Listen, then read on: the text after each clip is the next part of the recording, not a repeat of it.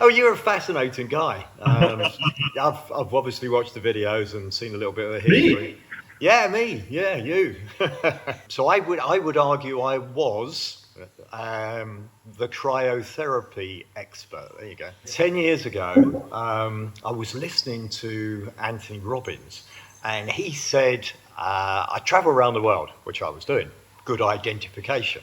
In order to get rid of inflammation, I use cryotherapy. I thought, wow, must check this out. I was in Dubai at the time, and I googled it, and Ronaldo came up. So I thought, Christian Ronaldo. He's actually coming off a Champions League game, and he's going and doing cryotherapy. I'm like, oh, there's one in Dubai. So I phoned them up and I said, okay, could I book an appointment? And they said, yeah, come anytime you like. I said, okay, I'll come now. So I'm in the taxi and I'm halfway there and I thought, hang on. They said, come anytime you like. That means no one goes, right? So I nearly turned the taxi around. Okay, I didn't. And I just loved it. And then I've been using it for 10 years. So 2 apartments. Okay, I'd use it every day. -141, easy. Okay, I got onto you guys, and I got to say, cryotherapy is a baby toy. I'm only laughing. And you're the second person I've heard say that. I'm the first. I got into my first cryotherapy chamber and they said, under no circumstances do more than 4 minutes. That's the absolute maximum.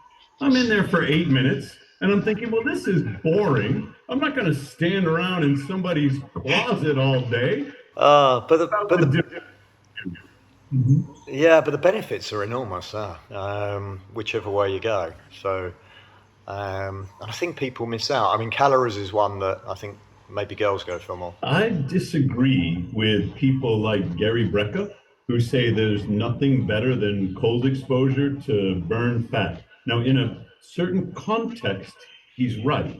When Yeah. you get into the cold water, it's activating thermogenesis. Your brown fat really revs up. It clears glucose from your bloodstream. It burns up lots of calories and lipids. But then at night, your body has ways of compensating. It drops your metabolism. Your body understands how much work you did in the cold water, and your core temperature, your metabolism drops a little bit further. It's called a compensatory metabolic mechanism. And it makes up for all the calories that you burned when you were in the cold water. You sleep great. And so that's a wonderful benefit. But I have yet to meet anyone, including myself, who said, well, now that I've started ice baths, I'm really ripped. Nigel, I do ice baths every day, and I'm no Instagram model. If it were really the way to enter caloric deficit, then I don't know, I'd probably be doing this interview with my shirt off or something. Okay, so I mean, obviously there's massive benefits to the body, but the brain is what fascinates me. And not many people talk about that, and I know you have done briefly. Ultimately you want to preserve your brain. Can you tell me a little bit about the science? Because I know only a little. The expert that I defer to here is Dr. Joseph Dituri. He's a PhD. He's at the University of Southern Florida in Tampa. He spent 28 years as a Navy diver. So he understood hyperbaric and pressures, and then he left the Navy and he got his PhD. Yeah. Until somebody hit him in a car crash, he thought, he was doing great. But the car crash injured his brain. He woke up in the hospital and he didn't even identify or recognize the resident who had been in his class.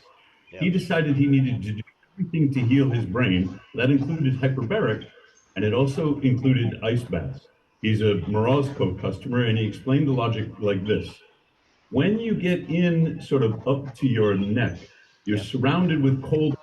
It creates vasoconstriction. And what does that do? It forces all of the blood into the parts of your body that are warm, the Yeah. brain. He said, I want that increased circulation in my brain. Now there's more to it. Brown fat is also terrific for the brain. It produces the BDNF, that is the neuroprotective factors and growth factors that promote the healing of the brain.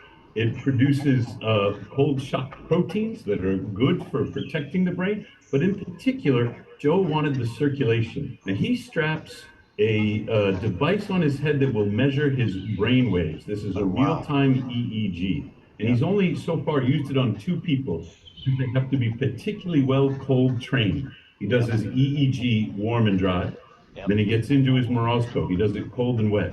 And he tells me that the explosion in brain activity that he's measuring in the wavelengths that are for alertness is just off the chart. Neither Joe nor I know exactly what this means. We do know that the brain is getting a workout when it goes into the cold tub, and that metabolically, recruiting brown fat, you're increasing your insulin sensitivity, you're doing wonderful things to give your brain the energy that it needs. I thought I was interviewing you, and I was supposed to be asking the questions, but once you get me going, Nigel, I'm a professor. I can't in the middle of a lecture, and I'm delighted by your curiosity. Well, I think during the Ice Age is when the human brain really developed.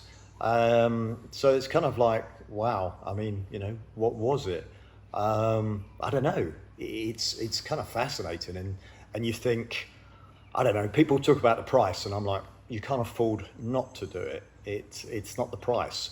If it just gave you 1 extra year, it's worth the price. Reality is it's going to give you a lot more than that. So it's not you can't afford one, it's you can't afford not to get one. I'm doing your advertising here, but it's true. Well, it is. I know you've done a lot of cryotherapy, but Stuart in Thailand, and I've been following your Instagram. You're over the moon now about the cold water. What's working well for you? I think it's, testosterone is obviously important. Every guy's going to tell you that. So you definitely see that. You see the doctors shocked. Why have you got the testosterone of a 25-year-old? And they worry about it. And you're like, it's good, no? And they're like, well, could be a problem. They actually sent me for a scan, believe it or not. So they actually said, yeah, they sent me for a scan, right? Just to check there wasn't anything wrong. And everything was good, right? They went, no, you're working fine. So yeah, I think, that's good, okay, because you want to be, you want to be focused, you want to feel good about yourself, okay, so that definitely gives you that. I think it just sharpens you for the day, so that the dopamine effect, and just, being aware of that you can do that naturally. Many people try and do that not naturally, and of course you burn the receptors in your brain, whereas this is naturally going to increase your dopamine. I don't know if you've seen the charts, but there's lots of things on anti-aging, and people go all sorts of things, and there's so many different theories out there, whether you want to go with Sinclair or Peter Atta, or you can go with any of them, but dopamine falls off as you get older. So people stop doing their steps. They stop. Is that because the muscle falls off, or is that because they get up and go? And you talk to older people, and sometimes they know they need to go for a walk, but they can't be asked, for one of a better expression. I think the cold therapy, and I've learned more on it this year, which is, if you do hard things, your willpower gets stronger. So I'm sure you've heard Andrew Huberman talk about that, and so I think just overcoming the difficulty, you're increasing your prefrontal cortex, you're raising your dopamine, and that's going to give you the desire to push through. So I don't know, you think about 2 minutes, and I'll ask you if that's the right time, but 2 minutes, and that gives me a day's effect. Oh wow. And really, it's tough for 15 seconds, really. If you get your brain right, you actually start to like it. All right, well, that's wonderful. There's so many to go through, but for me, the first 15 seconds before I get in are the worst. I'm staring down at the ice, Yeah, floating makes in my Morozco, and Yeah. there's a voice in my head that says, you don't have to do it today. You could double up tomorrow. You could Yeah. skip a day. No one would ever know. That feeling, right? The anticipatory anxiety. And then I get in and I'm like, this feels great. What was I afraid? It's the same thing every time. I think it's because it is so cold. I like it's cold enough to scare me.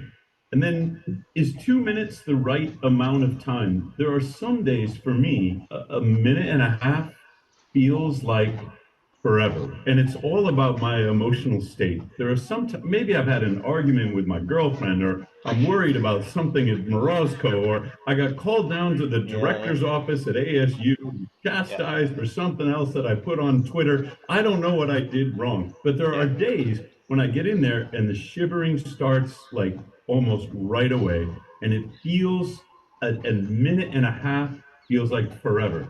There are other days I'll do my 2 minutes. I'll say, I'm not ready to get out. I don't want to get out. I'll go 4 or 5. And then if I'm shooting a video, I might do 8 or 9. It takes me 2 takes.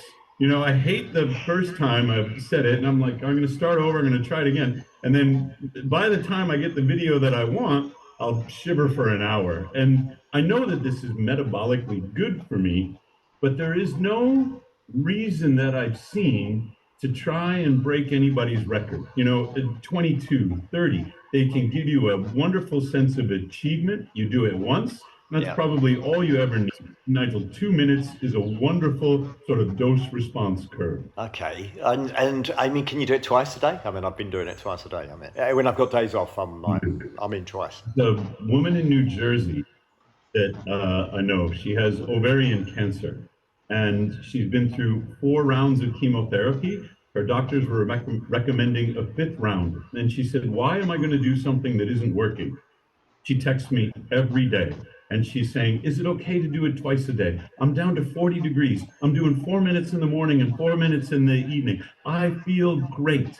And so, Nigel, if you're doing it twice a day, you've almost caught up to a 62-year-old woman with ovarian cancer in New Jersey, and congratulations to you. Oh, well, okay, that's incredible. Okay, and what about sleep? Okay, I know, obviously just doing it improves your sleep. Sorry, I'm a stato. Okay, so a different stato than you, all right? So you come in from an engineering background, I know. Okay, I come in from a business background. So if I know all the stats, okay, I know where I am. So when I'm looking at my blood work, I've got 10 years of blood work, by the way, okay, every 4 weeks. So I can tell everything that I do and what makes a difference. And like, I started with 17 test tubes of blood, believe it or not. I'm about 8. So I've got a long list of these, a spreadsheet all the way through. They're trying to put it into AI now so then I've tried Turamic just as an example and seen the effect. I've tried, increasing the ice bath, seeing the effect. So your calcium, your CR reactive protein, goes down 100%, with any ice therapy. Well, for me anyway, personally. So I had scans done, recently, and my PA was sat next to the guy doing the scanning, and he said, wow, this guy's got no calcium in his veins. I've never seen this. I've never seen veins like this. And it's 100%, that's just because I could see the difference in my blood just from using the cold therapy. You must have had your testosterone checked, and I'm very curious. Yeah, it's off the chart. So I can't remember the number, but there's a range. Okay, well, I'm above the range. So yeah, I'm kind of like 25. It's the same thing. I got my blood work done, and the lab report came back with a red exclamation mark, like a warning, out of range. And my first thought is, oh my God, this is terrible. And then I saw that it was high. Yeah. And I took it to my urologist, and he said, because he was very skeptical. He didn't tell me what he really thought. He said, I want to do one more test. But, okay, he's the doctor. He was for luteinizing hormone. Now, luteinizing hormone is what stimulates testosterone production in your gonad. So if my luteinizing hormone was low and my T levels that high, I was at 1180 nanograms per deciliter at the time. then my urologist would have accused me of, juicing or something. The luteinizing hormone report came back off the charts high. It matched what was going on with my total T. And I sent that to him. He said, okay. He never asked me. He never said, what are you doing? He never, he had zero curiosity about the report. It was like he just wanted to catch me cheating or something like that. And he's about my age. And that was the last I ever spoke with him. Incredible. Well, what about if you do it at night? Okay, so Tim Ferriss, I've read in his book 4 Hour Body, and I've not tried it yet, I must admit. Okay, well, I'm scared it's going to hate me. Okay, so I kind of think I'm going to try it soon, but he says do it before you sleep. So Tim Ferriss, doing an ice bath before you sleep. Yeah, I mean, I've not tried it. I'm worried it's going to get me high.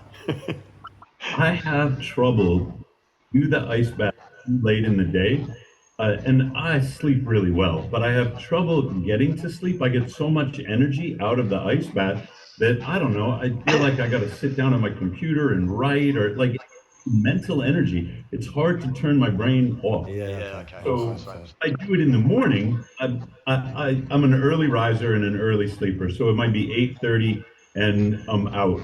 But I did buy an Aura ring. This is a couple of years ago, and it was the hottest thing. And so there you go. Now I don't know what yours said, but I wore mine and every morning I got up and it said, Professor Seager, you're sleeping great. Yep. Okay. Next day, you're still sleeping great. It was the most boring biohacking thing I ever, I finally gave it away because 90% of the time I sleep really well. Tell me about your sleep. It depends on my day is the honest answer. So, you work hard at your health, and then you're a businessman, and then you get Monday. Okay, I mean, I'll do 12 hours, sometimes 16. If you go too hard on a Monday night sleep's going to be a challenge. So I'm a completion guy. If it's not complete, I'm going to chew it. So yeah, okay, I've got to try and discipline myself. So different form of discipline, right? So the ice bath's helping you get more disciplined, but I actually have to discipline myself to stop work. I know that's the reverse of many people, but okay, I'm sure you understand. I love my job, whether it's being a university professor or whether it's being an entrepreneur. And this came up on Thanksgiving. And somebody was saying, something about, Tom, you should really take it easy. It's a holiday. Now, I had a nice Thanksgiving dinner. It's my favorite holiday. But I said, what the heck good is a holiday if I don't get to do what I love? Of course, I was writing, thinking, and working because this is what I love. I'll delete emails or something later, But for right now, I don't want work-life balance. I just want life. And so maybe you're like that too. I'm too, yeah. I think you should make your work more fun, not try and avoid it. So yeah, you should actually work hard enough to get to a position where you can do the things you like to do and delegate the things you don't like to do to someone who likes to do those things. And of course it takes effort to get to that situation, but then work's fun, okay? And when you look forward to working and it's fun and life's fun, okay, then it all balances into each other. Life should be fun, okay, not just certain hours are fun and certain hours are not. So most people are looking forward to the Friday. Okay, well, actually, reality is if you like your work, you should look forward to both. You should look forward to the work and look forward to the relaxation, whatever that means. Might be hopping in the ice bath is your relaxation. Why does your heartbeat go down so much when you get used to it? Okay, so that's like, wow. I'm glad you're asking. As mammals, and in particular, we are much more aquatic than other species that share 99% of our DNA. We have the nostrils that point down, and we have the subcutaneous fat. We have all these anatomical features that are really more like whales than are like chimpanzees or bonobos. Human beings, especially during the Ice Age, they evolved to be in the cold water. It is, as you mentioned, what made our brains so big. was the waterfowl and the shellfish and the finfish that our ancient ancestors were eating. But when we go into the cold, there are two reflexes with which we are equipped. The first one is the gasp reflex. Yeah. And this is activation of your sympathetic nervous system, the fight or flight response that says, Nigel, what are you doing?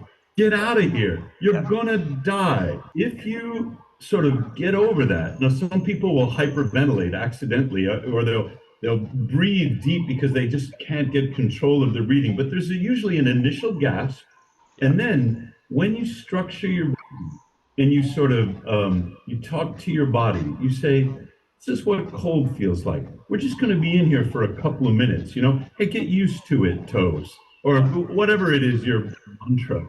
The dive reflex kicks in. So first you gasp, and then your body prepares itself to dive. Your ancient grandfathers, they jumped in the river and they went down to the bottom and they pulled out the mussels and whatever it was that fed the babies and gave the mothers the DHA and the omega-3 fatty acids that they need to build this massive Homo sapien brain. And every human being is equipped with this dive reflex. It slows the metabolism. It slows oxygen consumption. It slows the heart rate, and it shuts down your breathe reflex for as long as it can because you've got work to do underneath the water. It is involuntary.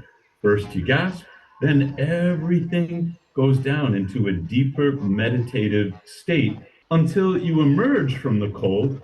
And then I don't know about you, but I feel like Superman. I'm ready for anything when I get out of my ice bath, just supercharged. You almost get addicted though, right? Because if I'm traveling and I don't have it, I'm like, what do I miss about home, or what do I miss?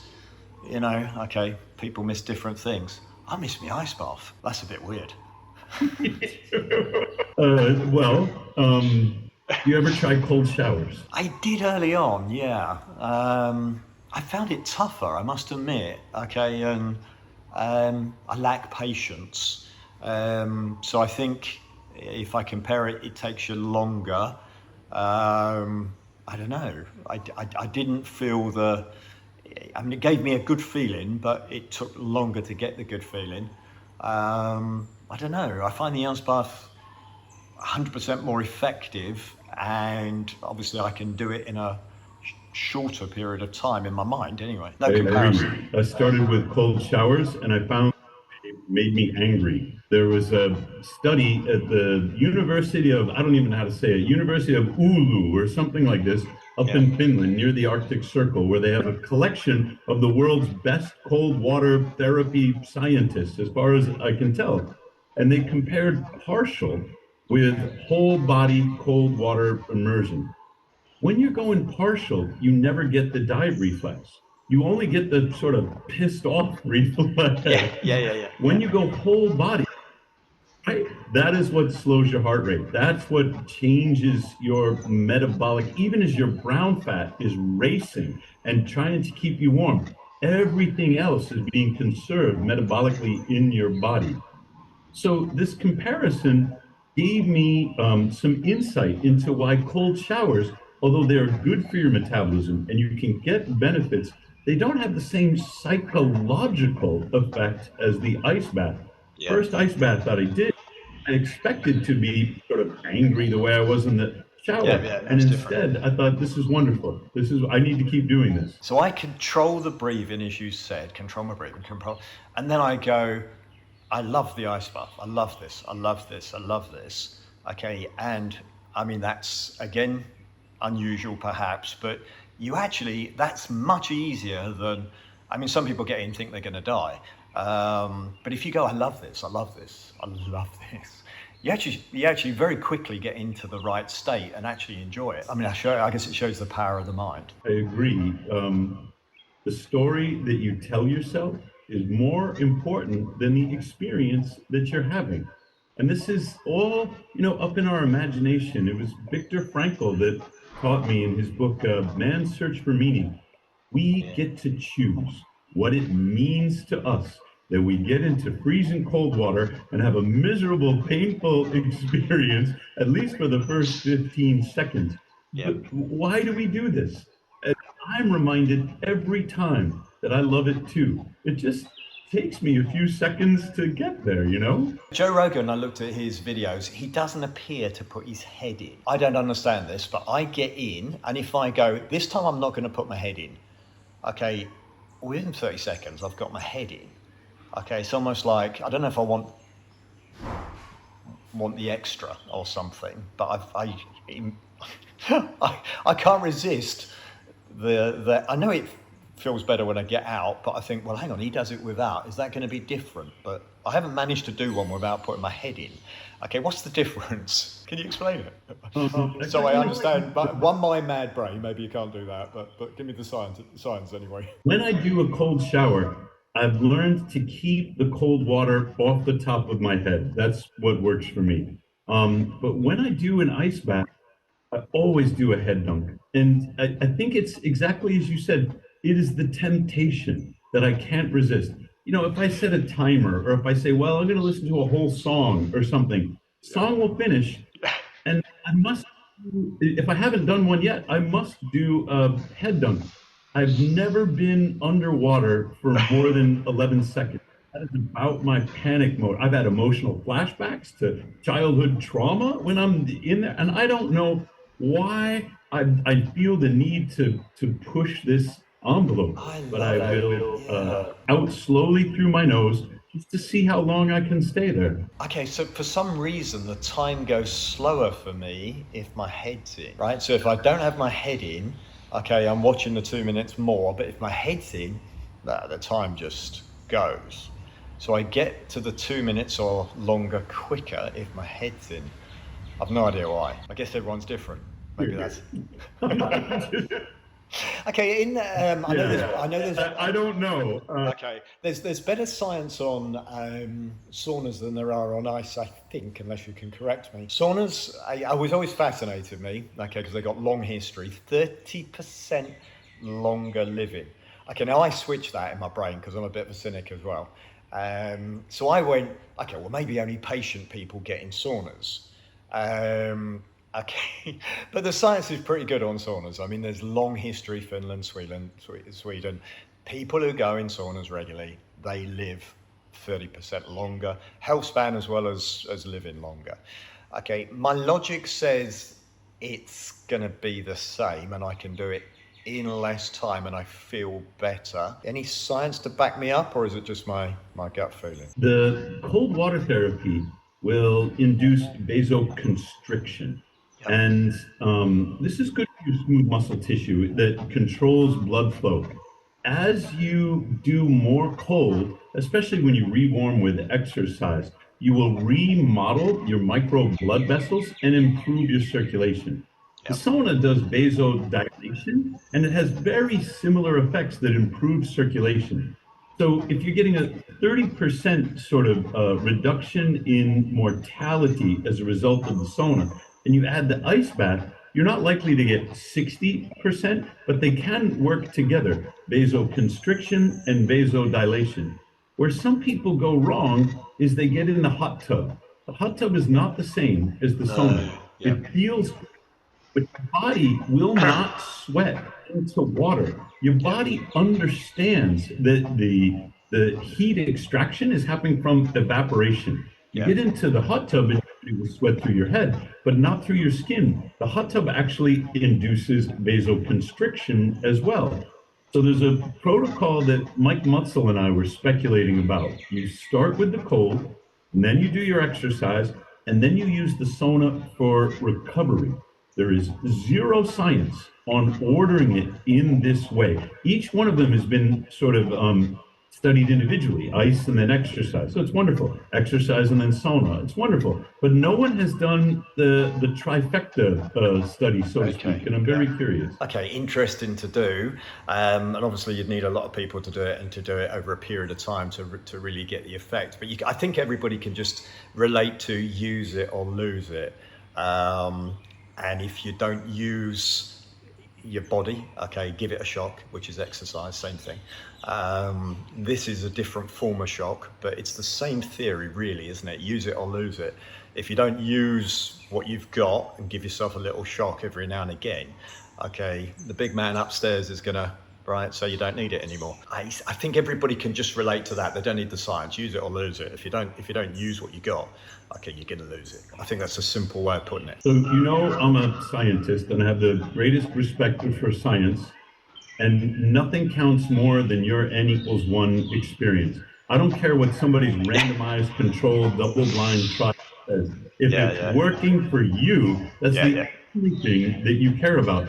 Every journal article is just another hypothesis for something for you to try and see if it works in your context, in your body. Yeah. If you don't see the benefit, you're going to stop using it, for sure. When it comes to use it or lose it, there are two things that happen in our body that accelerate aging, or I should say, are associated with aging, and everything else is bunk in my mind. Aging originates in these two things.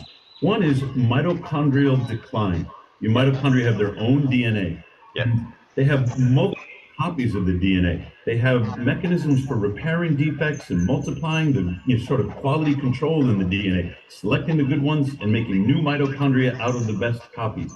But if you don't get enough cold, enough exercise, if you allow mitochondrial injury to accumulate over your life, of course, your vitality and your energy declines, and your metabolic decay is associated with every chronic illness that is on the leaderboard of death in the United States. So that's one. The other one, which has nothing to do with cold, is the accumulation of iron in your bloodstream. You're often having labs. I don't know if you donate blood or you do phlebotomy, but it's not related to cold, but all of the theories of aging, whether it's telomere length or DNA methylation, they're all specious. These material sort of DNA defect sort of theory, these material markers of aging, they're irrelevant. We should be looking at the energetic markers, which are in the mitochondria, and they're much more difficult to measure. And we should be managing our iron levels because they tend to accumulate with age and reach a point where they're no longer healthy for the body. Yeah, makes sense. And I mean, in effect, you know, whether you're donating blood or not, you're controlling your body by using the ice, 100%, and you get more energy. I mean, like, I'm feeling guilty because it must be late in America now and it's early here, but you're still going, okay? And I know you do keto as well to some level. Okay, that energy level, people don't realize you're getting an extra hour a day at least, and maybe more. It's fantastic, especially when I'm in keto. I find that my sleep is very efficient. 6 hours. And then popping out of bed, it's like, you know, when you were a kid, I don't know if you're Christian, but my family celebrated Christmas. And we were told as we had to get to bed and be good, you know, but come Christmas morning, man, we are jumping out of our sheets. Of course, and a lot of times I just like that. I'm ready to go. I get to teach today. You know, I get to write today. I get to talk to Nigel today. Whatever it is, I can't wait for it to happen. And especially when I'm in keto, 6 or 7 hours is more than enough for me. If you've done exercise, okay, people say you shouldn't do the ice bath too soon after. Okay, I'm not sure if I'm convinced. Okay, so let's test this one. So if I did a big hike. Okay, so girlfriend, up a mountain. Okay, awesome. I did the ice bath again. Okay, because I know it's going to release some of the pain. Okay, but also it means I can exercise again today. Okay, because I choose to for fun. Okay, but the science maybe says I'm going to grow more muscle perhaps if I put off doing the ice bath. Can you tell me, is there a perfect time to do it after exercise, if you are after? Huberman is really good on this one, but most people don't listen to him long enough. He will say, if you're going for anabolic gains, if you're working out hard in the weight room and you want to build more muscle, give yourself at least 4 hours before you do the cold. And everybody remembers that part, but then they forget that if you're not going for anabolic gains, if what you want to do is recover from the exercise to reduce the muscle soreness that is typical of that level of exertion, so you can return to a performance level faster, whether it's the next day or maybe you got another game in the evening, whatever it is, they forget that you can use the ice bath to bring your body back to performance level. It comes at the expense of some of your gains. But isn't that good to know? I mean, there are times in our life, especially for competitive athletes, where getting back to performance level is way more important than longer term anabolic gains. So you time the ice after your exercise, depending upon your physiological goal in that day and the next few. Yeah, I mean, I'm not looking for the physical show. Okay, I'm looking for longevity. I'm going to go peak performance, but I'm going to go. I want to be 7 out of 10 every day. Okay, so I'm not trying to be. You know, if I would say I can beat most people because I'm just consistent. I'm 7 out of 10 every day. You will not get me not 7 out of 10. So in order to manage that, I'm going to go toys. Apologies. Okay, to help me. An ice bath is my biggest contributor to maintaining my peak performance.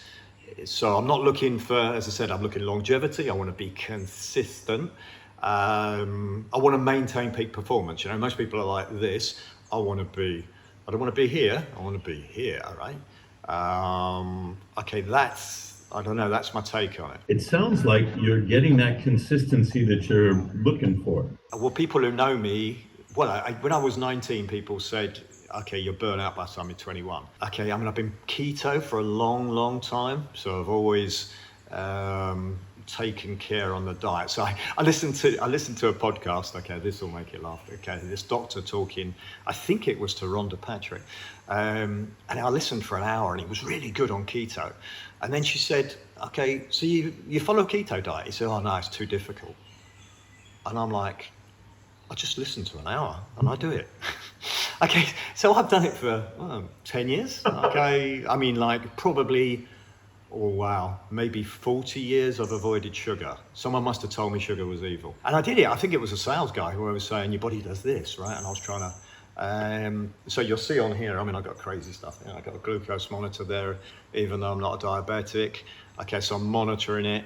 Okay, and really just for fun, but I mean, I enjoy the keto diet, which, you know, you can have ribeye, you can have salmon, you can have avocado, you can have cheese. I mean, it's pretty good, right? It's not bad. So I guess that goes well with the ice bath, huh? No? Well, I also enjoy pumpkin pie. And so I don't find keto hard at all. I think that's a silly comment, but there are some things that I want to eat. And so I'll go in and out of keto, but on Thanksgiving, I ate a whole half of pumpkin pie. It was not a half a slice. I ate a half a pie, Nigel. It's my favorite. And I thought about it afterwards. I had a little bit of Thanksgiving regret. And I said, I got to get in the ice bath. I know it's going to clear the glucose. I know it's going to help my digestion. I don't have any science on postprandial ice bath, but I said, let's see what happens. I peed on my stick just to measure my ketones. Yeah. Trace. Go in the ice bath. And I measured again a few hours later. This is 3 or 4 hours later. And went up. That is from trace to like low levels of ketones. And that was despite the half a pie. It's because the ice bath stimulates endogenous ketone production faster than anything else that you can do. So if you, I don't know, maybe you would think of it as cheating, but I don't. I eat what I want, when I want, however much I want. And the rule for me is I want it to be great. I don't eat crap. I eat great food. And what am I going to do? Turn down, blueberries with honey and cinnamon with yogurt or something like this in season? My ancestors would have eaten it. They would have delighted in it. So do I. And then if I feel like I might have overdone it, I hop in the ice bath, I burn some of that glucose out, and I'm curious about whether you've done, if you've got CGM data from when you're in your ice bath. Yeah, definitely. So you're going to get a little peak if you're worried. So I get the same peak if I'm doing a sales meeting or a big, if there's 500 people listening or something.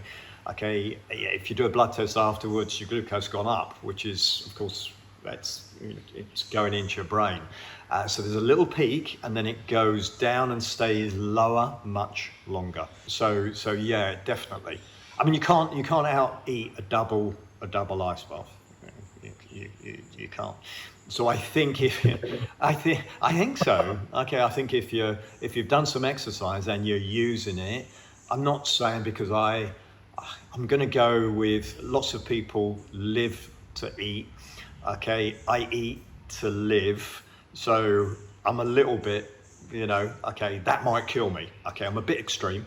Someone tries to force a cheesecake, and I'm like, okay, you trying to kill me?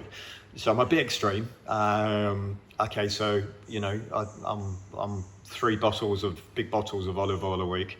I love it though, right? So I don't know. I think I'm lucky. I like food that appears to be scientifically better for you.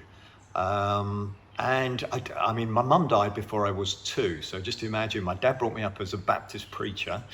Okay, so imagine you got this guy, okay, knows life is short, right? Okay, don't know how long you're going to get. You got a dad who's saying, make a mark, do something, right? Leave a mark. Good principles. Value every day, right? Do something, right? Don't just be here. So you got all that going on in the childhood, if you like, but then I want to maximize life. Okay, I want to max every day. Who knows, right? You don't know, right? So let's max it. Okay, let's get the best out of it. How am I going to do that? Okay, and I don't know, values life, right? So if I could I said to you, the price is irrelevant, because if it gives me one more year, wow. If it gives me this, it gives me that. Wow, what an investment in your own health. And if you're in America, I mean, wow, you got to pay for it too, right? So it's gonna save you an absolute fortune, if nothing else. But from my point of view, it's just wow, I love living. I mean, if I ever come back to this world, I want to be me. Life's good, right? I mean, wow, I've had every issue chucked at me. Okay, I've had issues left, right, and Chelsea. Is life fair? Nah. Okay, I've had them all. But okay, I love it. I definitely don't want my life to be a pond. I don't want to look at it and go, I like the waves. I like the challenges. So I love life, and therefore, because I love life, I want to max it. For me, the ice bath is a big part of helping me max my life. Well, I want to leave you with an anecdote. This is the customer in New Jersey with ovarian cancer. Her name is Roxanne, and she's been tracking her cancer blood markers. Thanksgiving morning, I got a text from her saying, my blood markers have come down 4 points, which doesn't sound like a big deal, but it was the only test she'd ever had where they dropped without chemo. So she said it feels like a small win. Now, Roxanne has sent me videos of her in the ice bath, dancing with her husband in the garage where they've installed it. And she said the other day, I have another test coming up, and I know my blood markers are going to be lower. And I'm not a medical doctor. I can't give her medical advice.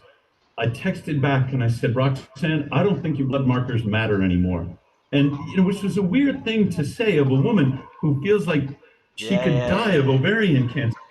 Said, it's about how you feel. I don't care where your blood I mean, I'm hoping that they come down. But when I get your texts and I see the way you're living your life and how much different that is when you were in chemo, does it really matter what the lab test says? And she said, well, I know it's going to be lower. The people that I've seen in her predicament, they stay positive in their cognitive thoughts, even though they know there are no promises. No one is telling you what your future is going to bring. You get up every day. You're like Rocky. You know you're going to lose eventually, but you still get in the ring because he needed to know if he could go the distance. So this is all, in my mind, Nigel, this is all we're doing. The bell rings, we get up and we say, it's another round of Another energy. Let's see opportunity. what I can learn about myself today. Yeah, yeah. Brilliant. Okay, I love that. Thank you very, very much for your time. I appreciate it, especially right late on. Super good. Okay, thank you very much. I've learned a lot, and okay, I will use right what you taught me. Thank you.